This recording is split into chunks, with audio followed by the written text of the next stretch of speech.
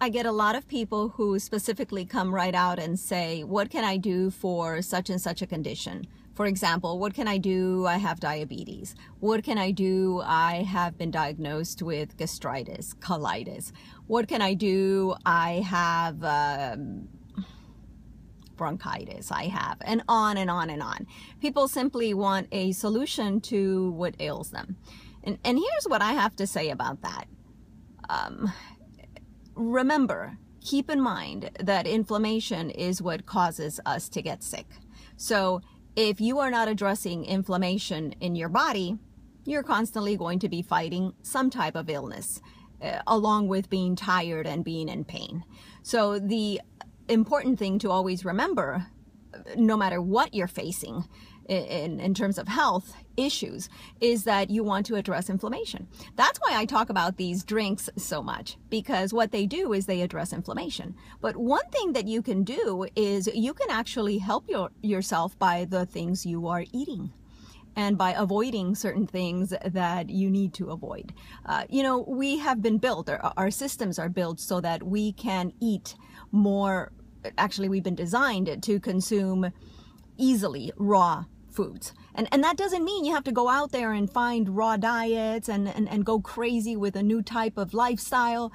No, it just simply means let's start incorporating more raw food in our diets. What's an easy way to do that? Well, you can wake up every morning and have one fruit.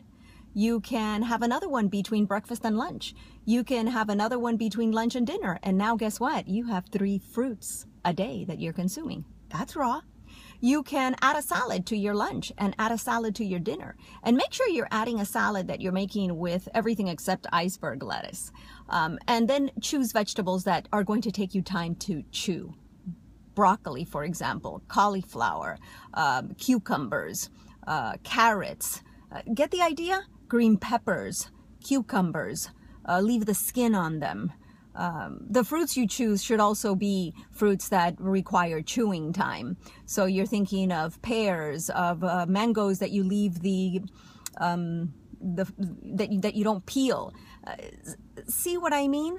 And in doing so, now you've incorporated more raw foods in your meals and in your eating habits daily. And that's all going to target inflammation. The reason we're designed to have more raw foods than not is because those foods already have the nutrients we need and the enzymes necessary to feed us. So don't look at these drinks that I always talk about as a replacement for, oh, I can eat whatever I want and still have these drinks and I'm good to go. While that may be true for some time, eventually you want to work with your eating habits as well.